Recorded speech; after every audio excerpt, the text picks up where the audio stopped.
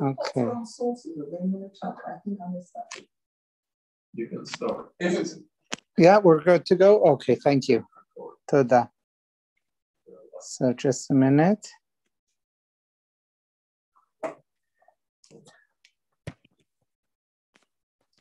Put it this way because I realized that when it's this way, it's better on. No,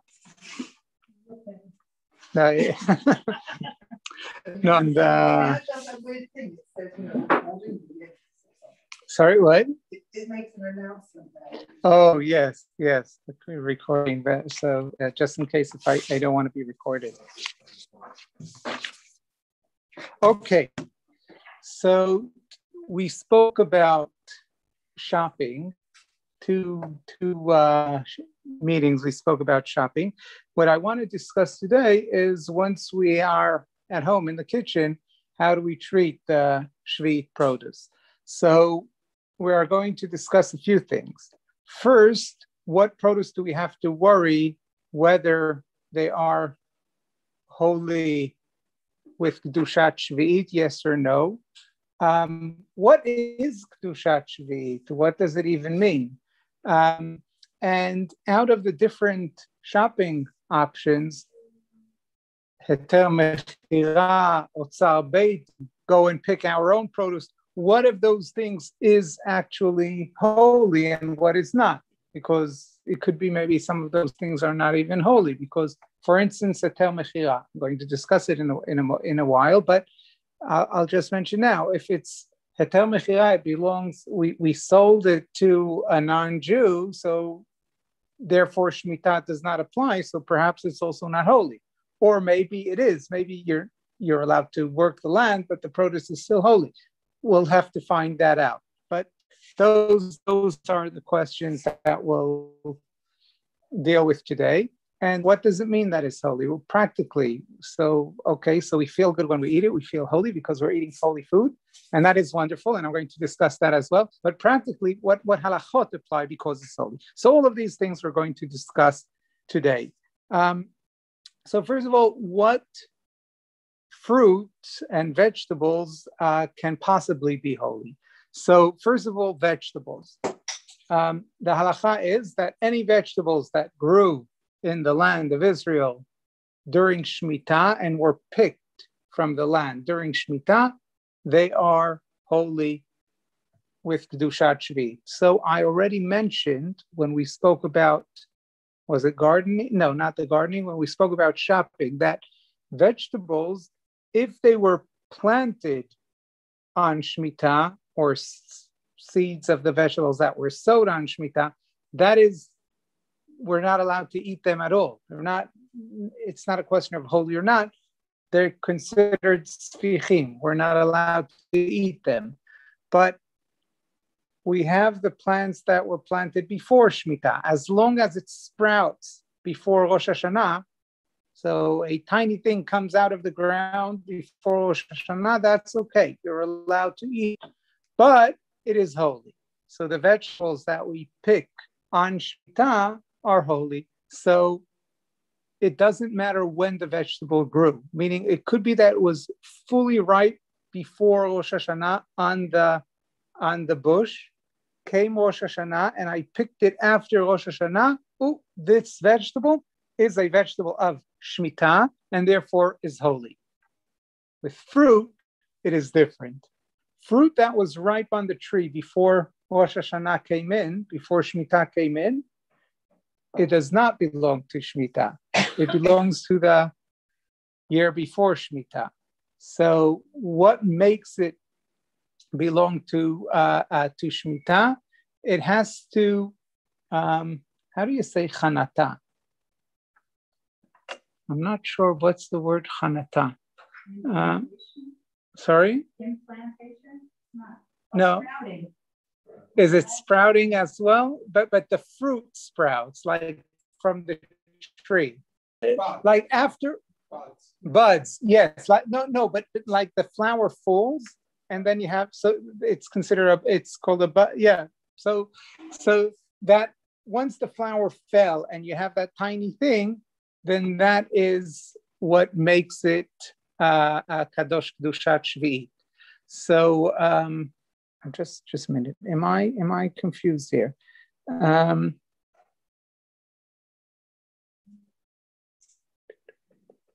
I'm not. So fruit that were already ripe, that the bud came out before Shmita, they're considered non-Shmita fruit. So let's say I have oranges throughout the winter of Shmita, but when do the flowers of oranges fall? Now. Right around now, right? No, they're still falling, but This year, everything is well. Yeah, so meaning in the winter, the oranges that will be in the winter, they're already now, their flowers fell off already. So they are not, even though they'll be ready on Shemitah and we'll pick them on Shemitah, they are not considered oranges of Shemitah. They're oranges of this year. The year after Shemitah, the oranges that will be on the tree, they will be considered oranges of Shemitah because the oranges began to sprout, the buds came out on Shemitah. So the 8th year, meaning the year after Shemitah, that is when we have to worry about the oranges. The year of Shemitah, we don't necessarily have to worry about oranges. So with fruit, it goes, the decisive moment is when the flower fell off and the fruit began to be that is with fruit. With vegetables, the moment we pick it. So with vegetables, it's easy. We picked it on Shemitah, it's not on Shemitah, it's not.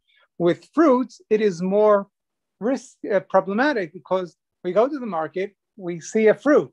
Well, I'm not a farmer. I don't know when these fruit begin to grow, when they end growing. That's why we go back to the list that we have. The list tells us when fruits we have to start, what date the fruits in the market belong to last year and what date they belong to this year, meaning from when certain fruits are already now holy with Kedushat Shvit. it's just an average. It will usually give us, since there is, so let's say if it's 2-3% of our beginning of this year, it's not yet. But once it is a good amount, it will tell us now you have to worry that the fruits are already Shemitah. So that's that. Now there are special fruit. What are the special or special produce? I should say, grain and legume or legume. So grain and legume and olives and grapes have their own special status, and that is, yes, in order to it's not from when it sprouts, and it's not when you pick it. It's when it reached a third of its size. So from when the produce reached a third of its size, meaning it is already a size that it's not ripe. No farmer will pick it the way it is right now. But if someone will be pressed to pick it at that stage, it's usable. You could do something with it. Meaning, let's say olives, when they're very small, even if you pick it, you could do nothing with it. You want to wait for it's ripe, for when it's ripe. But if you pick it before it's ripe, there is a point where, although it's not ripe yet, it's still usable. So that point with grain, legume, olives, and grapes, that is the point that when it reached that point, that is considered what year the fruit belongs to. So if it reached that point in the 6th year, even though it continues to grow in the 7th year, and you pick it in the 7th year, it belongs to last year since it reached shlish gidulo, third of its size, meaning that stage when it was usable if only someone was pressed to before Shmita. And next year, if it reached it on Shmita, then next year it will belong to Shmita. Okay. But that too is taken into consideration on the list. So on the list, let's say it says, let's find Zait lemachal.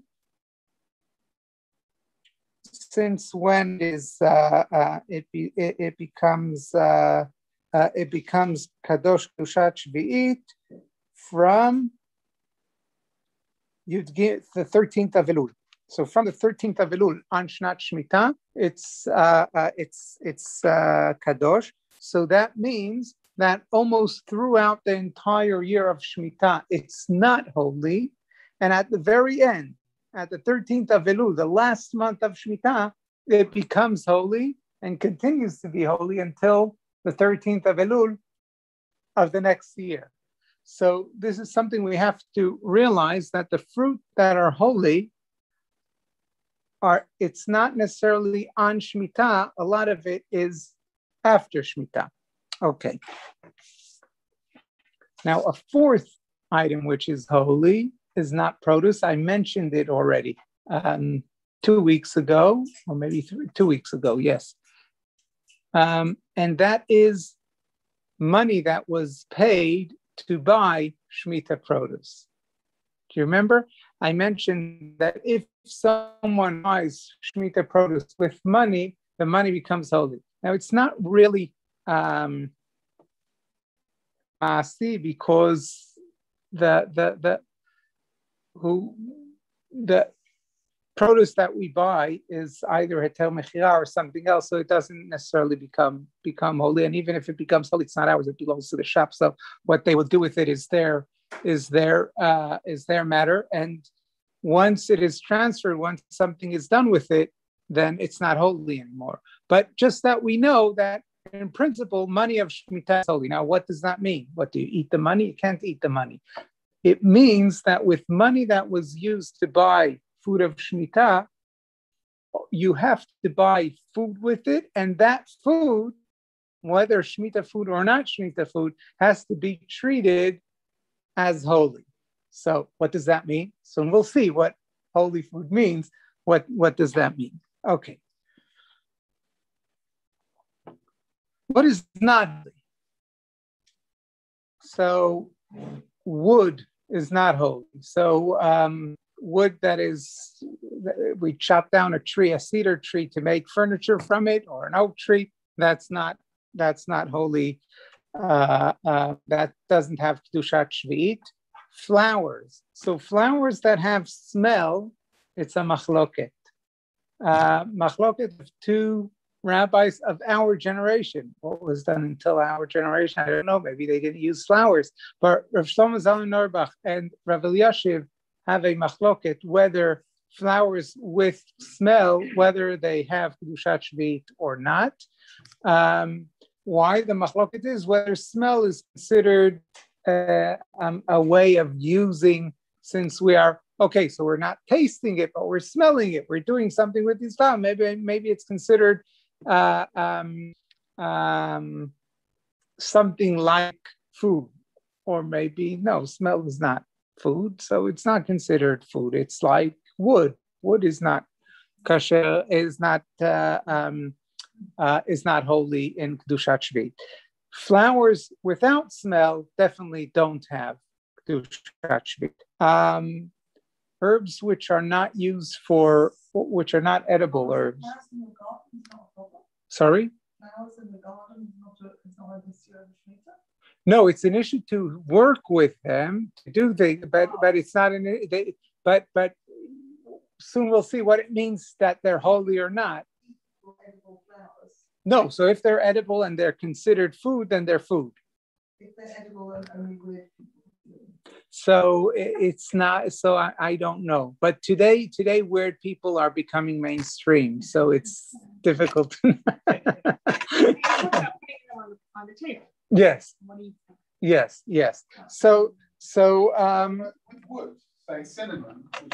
right. So cinnamon is holy. I'm talking about wood that is not considered food. Wood that is not considered food. Anything that is edible, that is not only edible, but that is what people do with it normally is considered food, and it's holy. Medicinal herbs that are that people don't usually consume them as spices or anything else, or don't eat them only for medicine. They're also not holy kedushat shvit. Only things that are considered food, or according to some opinions, smell as well. Okay.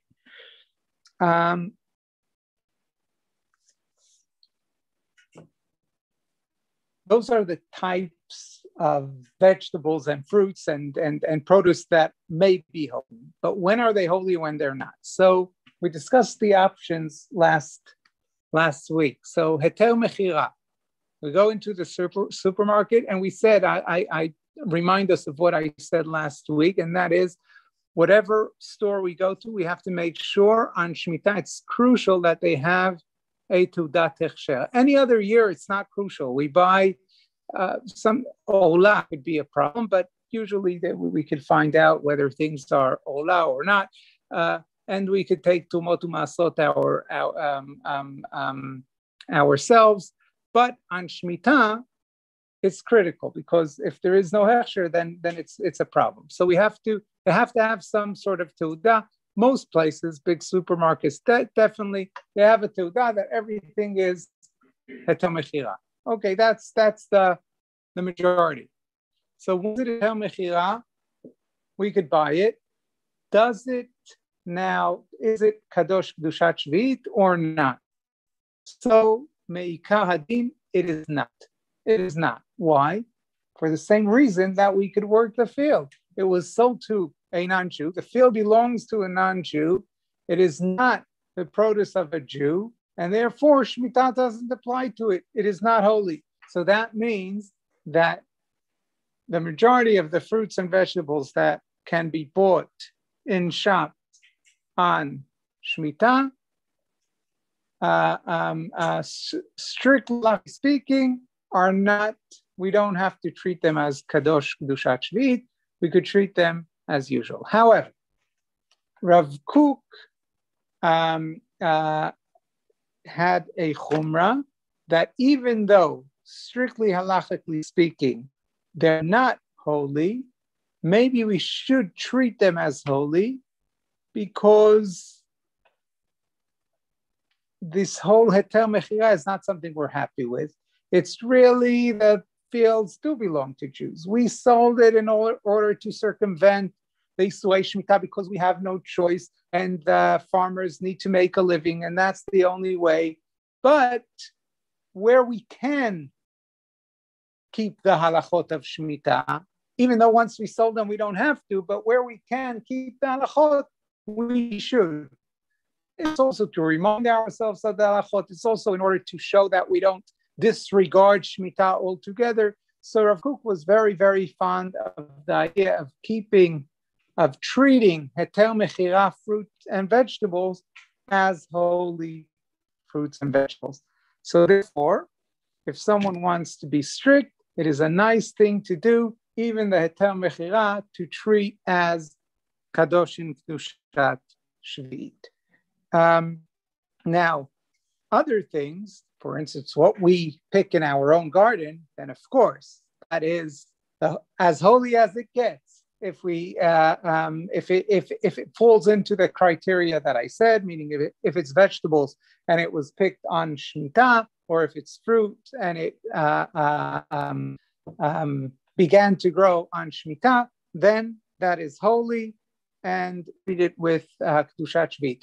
Otzar beitin, that is also kadosh kedushat shvit. Otzar beitin, I remind us, is the fruit that is a beitin paid the farmer for the work of harvesting it and transferring it to the store, and that what we pay for, but not for the produce itself. But the produce itself is treated is actually kadosh kedushat shvit. We treat it as holy. What is not holy?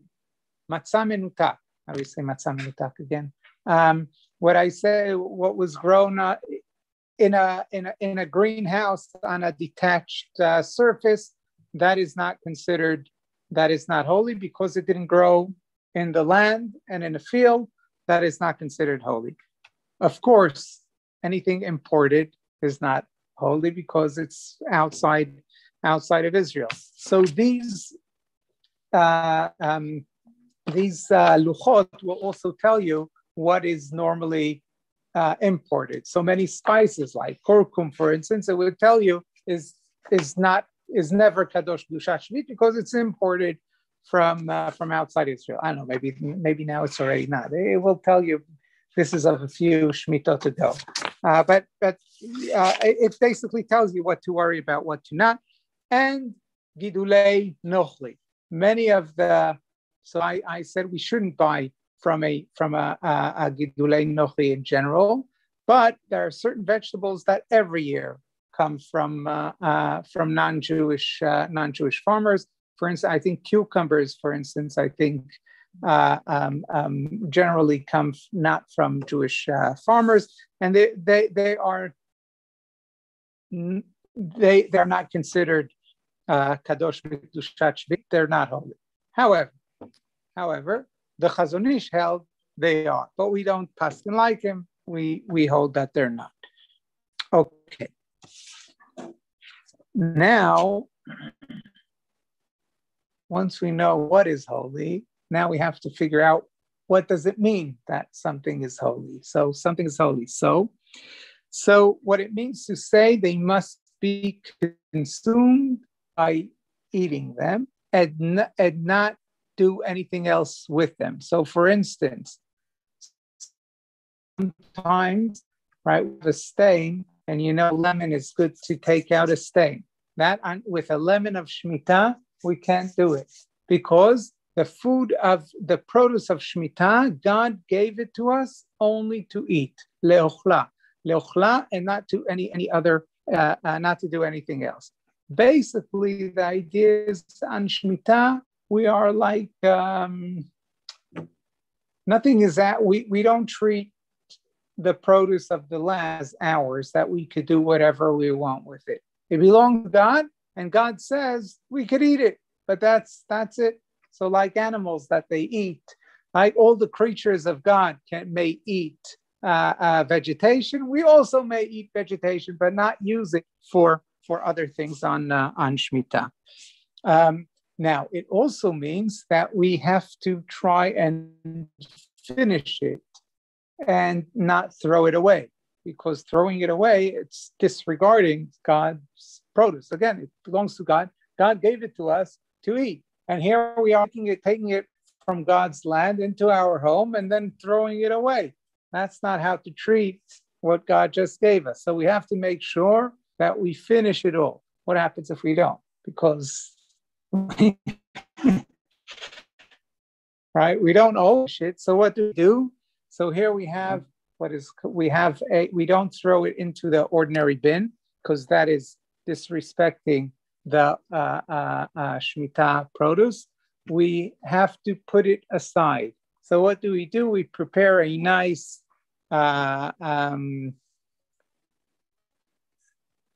how should you call it, a bin, because you don't want to call it a bin or trash, or it's holy food, right? It's so you call it. You could have a nice thing. You write on it kedushat shvi'it. You put a bag in it, and all leftovers that have Shemitah things in them, you put in that bag. Now, it doesn't matter if those leftovers are mixed with other things. You don't have to. Let's say I don't know. You had a salad, and the tomatoes were holy, the cucumbers were not. You don't now have to separate it and say, oh, I don't want to throw the tomatoes together with it. You could put all of it in the same bag, as long as it's not in the trash, because the trash is disgusting and it's disrespectful. This bag is a clean bag. You put it in. Now, I just said clean bag. That means to say every day you have to have a fresh bag. You can't leave it there and put today's vegetables with yesterday's, because yesterday's began to rot, and it's disrespectful to take today's vegetables, which are still okay, and put them with yesterday's, rotten vegetables. So in this Pach Shmita, you have to have a system where every day you put aside what was there, but not with, now you get it, but not with what was 2 days ago, because that's already really rotten. And that's, and let's say once a week, after a week, it's you close the bag. You don't want it to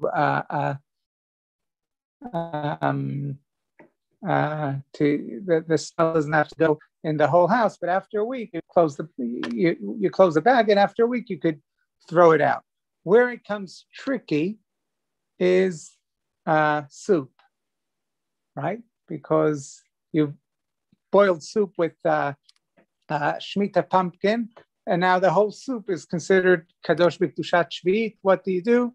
So you could, if you have good bags, you pour it into the bag and close it, and the same thing.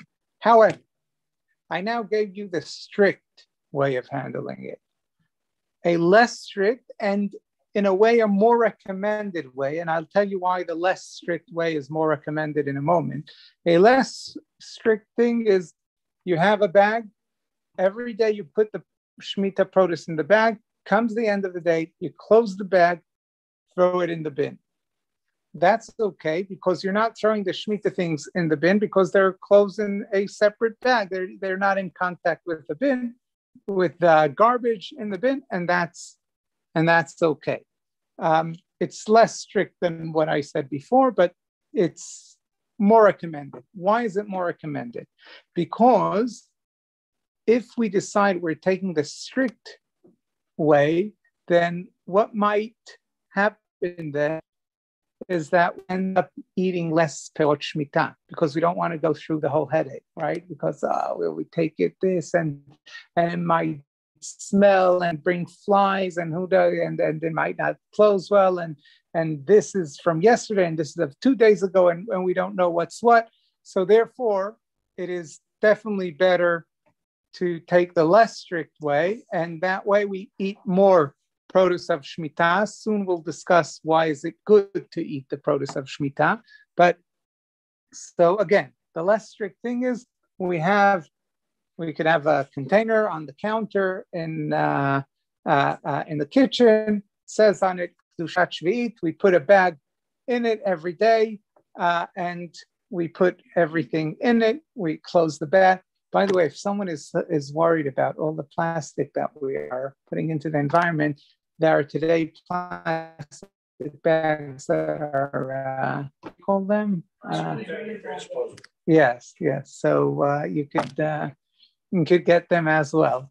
And then we close it and put it in every day. Soup, a less strict way of handling soup is we leave it out overnight, and then that is considered, it's already spoiled, because we won't eat it that way. We could then throw it away regularly. Okay. I'm sorry, Rabbi. Yes. I was not clear on what the less strict way is. You're saying to just put all your leftovers in the garbage, so, like we do regularly, and then I didn't understand the distinction of that second way, less strict way. Okay, so I'll okay. So the strict way is just the peels, just the leftover. No, we put everything, whatever is left over, we put in a plastic bag. But comes the end of the day, we close the plastic bag and we don't throw it away because it is not yet fully rotten. So we just put it aside.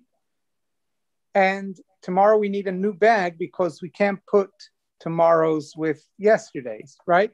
So we have a new bag. And then every day we put it aside. And then after a week or so, we start getting rid today of the bag of a week ago, and tomorrow of the day afterwards, etc., etc. That is the strict way. The less strict way is that every day you put a bag, but you close it in the evening. You close the bag and throw it straight into the bin. You don't wait a week for it to rot or anything like that. And that bag could have I don't know what, diapers in it or plant soil or, whatever garbage, paper garbage, all kinds of other garbage? Yes, yes. Okay. No. It has to be kept separate. The whole idea is that the Shemitah waste is kept separate from the garbage. So even the less strict way. Even with the less strict way. Even with a less strict, yes. So you have your regular garbage, which you put in your regular garbage, and then you have your Shemitah bin, which you put only Shemitah things or food that contains Shemitah thing, and then you close it and throw it away. Okay, I mentioned the more strict way, just if someone wants to be super duper strict, they may, but only if it doesn't make them use less Shemitah produce. Okay. Now there are certain things that we could throw away. What I mentioned as that waste you don't throw away, that is only waste which is either food or contains food. So let's say apple peels. Apple peels, sometimes people eat the apple with the peel, so it's not considered absolute waste. But banana peel, no one eats banana peels. So banana peels is not considered part of the fruit. Banana peels will fall into the category of wood, right? We said before, wood is not food and therefore is not holy. Banana peel is also not food and therefore not holy. So the banana peel we could throw away. The pit we could throw away. Now, what if we ate the pit and on it there is still some fruit?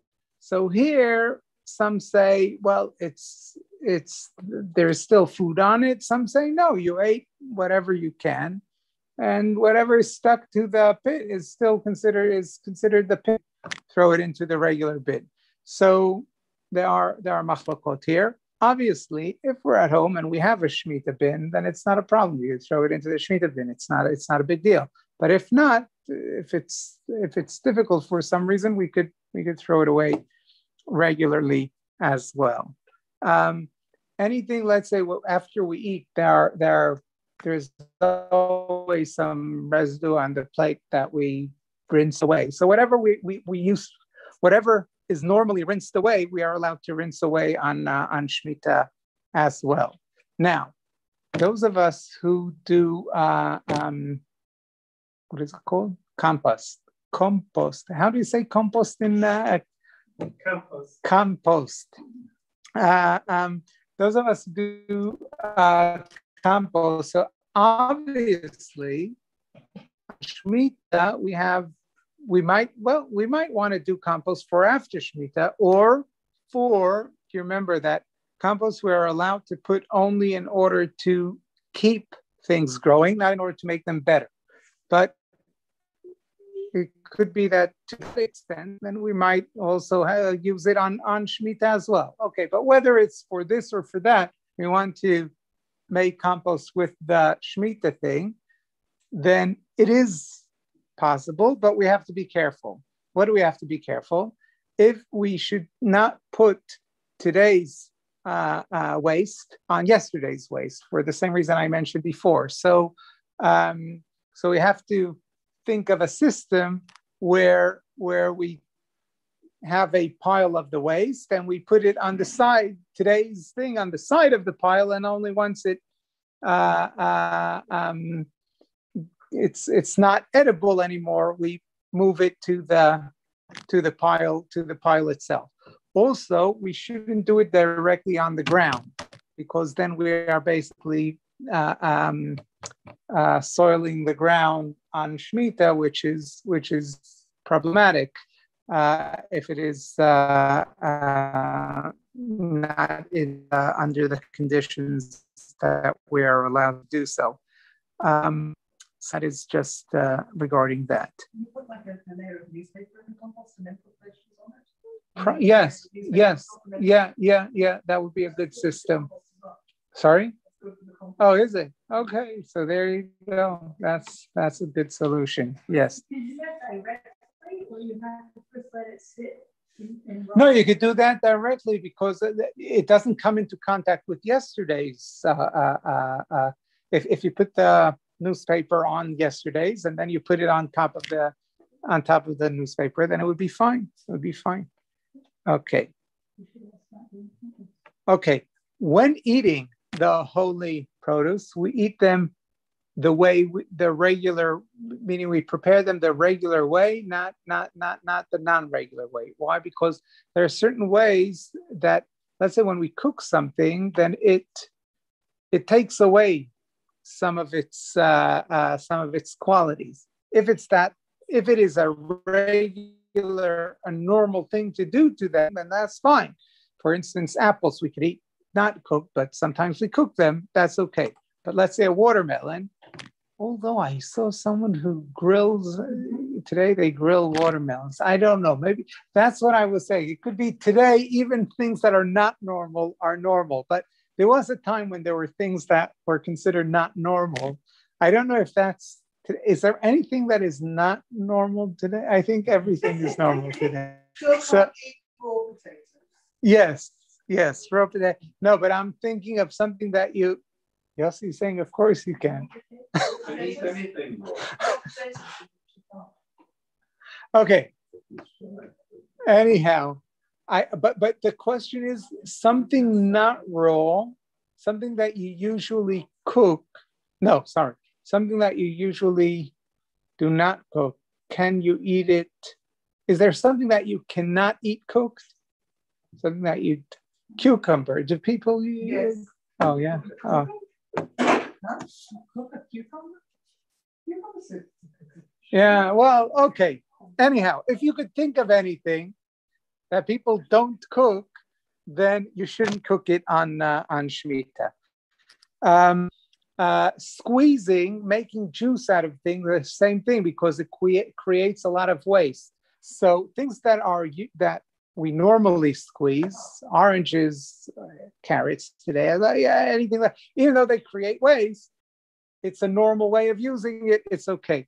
But things that are not usually squeezed, I don't know. Today everything is squeezed. So, but if you could think of anything that is not normally squeezed, potatoes. Yes, potatoes. Okay, so you shouldn't do it. Mashing is okay because mashing doesn't create waste. You eat it after you mash it. You eat everything. That's fine. Okay, as I said before, anything that is not eating, you use it to clean something or or even medicine. To make medicine out of Shemitah produce is a problem. You're allowed to eat it as food, not as medicine. Okay, something to be careful of. Many of us, when we make Havdalah, we fill the cup, like overflow it on Shemitah with Shemitah wine. It's problematic because it's spilling, it's going to waste. Or some pour it on the candle to put it out, not with Shemitah wine. So, just a question. Sometimes there are lemons, like at the end of the lemon harvest, so in the 8th year, and they're not good to eat, but you can use them to clean. They're like too soft or they started to go rotten. Better that you don't use them at all because they're Kedusha Shmit. Because you can't use them to clean and you can't use them. I think so. I'll look it up for next week just to be sure, but I think better not use them at all. Yes. Okay, lighting candles with olive oils. So that is okay because that is a normal way of consuming it. But there's an interesting anecdote regarding Hanukkah candles. The Ridbaz, who was the rabbi of Tzfat about 100 years ago, suggested that perhaps it is a problem to light Hanukkah candles with Shemitah oil. He says, why? He said any other candles, including Shabbat candles, are fine because we are consuming it in a way that is benefiting us. We are enjoying it. But the Hanukkah candles, we're not allowed to benefit. We're not allowed to enjoy in any way. So we are consuming it in a way that doesn't benefit us. But others said, what kind? We're not allowed to benefit anything that outside of the mitzvah, but the mitzvah itself is a benefit. And so there is a machloket there. Most say it's okay, but just that there is someone who says that it's not okay. Another thing is mishloach manot. It's interesting. Chanukah and Purim, the two rabbinic holidays, have issue with Shmita. What is the problem with mishloach manot? We are not allowed to use Shmita in any commercial way, right? We're allowed to only eat it directly, but not sell it and not use it to pay our debts, because that is using it in a commercial way. Now, since there is an obligation to send mishloach manot, then it might be using it to pay it similar to using it to pay a debt. Yes, so to speak. I have an obligation to do something, and I'm using the Shemitah thing to fulfill my obligation, not only to eat. So most say that it's okay, but so if we're sending someone Shemitah produce, just make sure to send at least one mishloach manot that is not Shemitah produce, that you fulfill the mitzvah in all. Is it a mitzvah to eat the produce of Shmita? So there is an understanding. So the Ramban writes something vague, that it's not clear exactly what he writes, and some later commentators understand him to say that it is a mitzvah to eat Shemitah produce, because after all, it's holy. But even if it is not a mitzvah, it's definitely exciting. It's definitely exciting. We're eating holy food. It's like eating out of the hand of God. I mean, what could be better than that, even if it's not a mitzvah? So we should definitely, we shouldn't shy away from eating food of Shemitah produce. We should even try and, as much as possible, according to all of these halachot, even though there are some restrictions, but still we're eating from the hand of God. That's very wonderful, exciting, and beautiful. There are many people who are afraid. They don't want to get into the whole balagan of Shemitah, but I think it's a great thing. It's a great thing. Now, there is an opinion. We don't go according to that opinion, but there is such an opinion. I think it's the Rambam that says that one should actually wash before eating peot shmita, like before bread, because it's considered important food and holy afterward. After all, so since it's holy, we should wash our hands. We don't custom like that. We don't have to. But if someone wants to be even more excited when eating peot shmita, one could also go to that extent.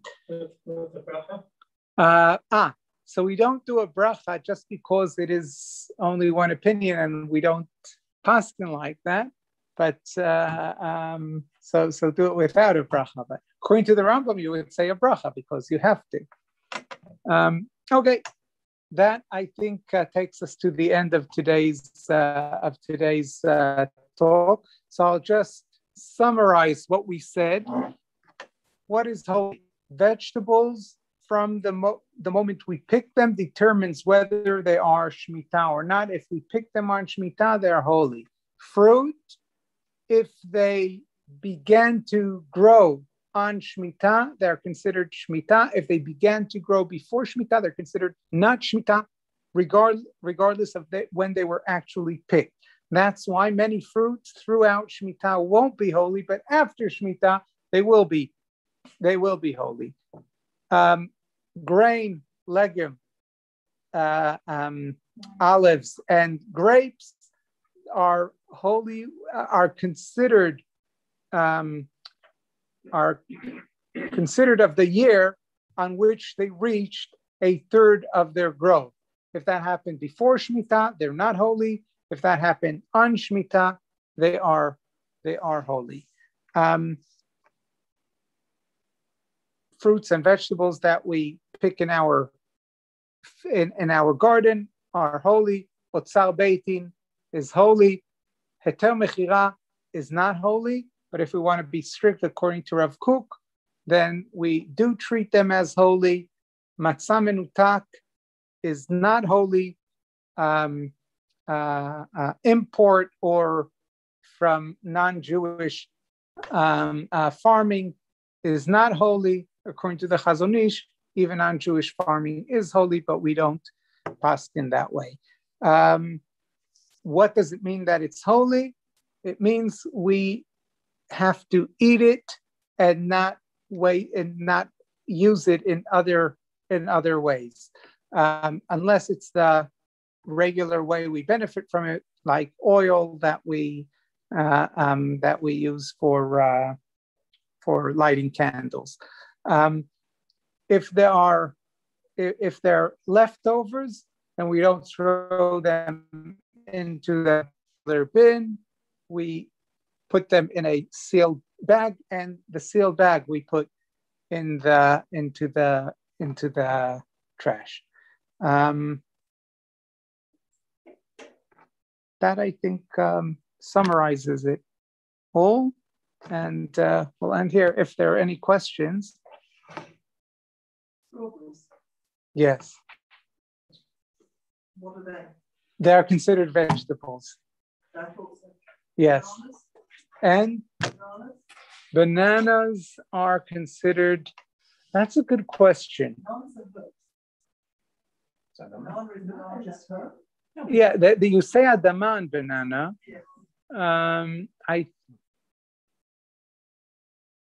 Probably, yeah. I would say it is considered a vegetable. Avocado is a fruit.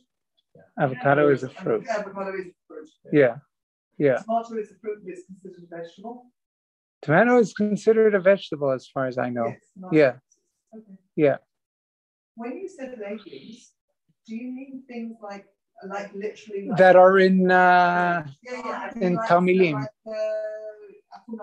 Yes. Anything in a pot. Yeah, anything in a pot. Yes. Because sorry? Corn? As in corn, that's a good question. I don't know. Does corn come under grain or does corn come under vegetables? I think it will come. I think it comes under grain. But I'll tell you why practically it doesn't matter what I think, is because you would take this and you'll just do what the sheet tells you. But I think it falls under grain. Where do we get sheets like those? So before Shmita, you'll see them all over. They'll yeah. I'm sure there'll be lots of apps that have as well. The date of Sfichin as well as the date. It gives you the date of Sfichin, of Tushat Shmita, of Bi'u, of everything. Yes. It's all on. Sorry. Yeah. So that's.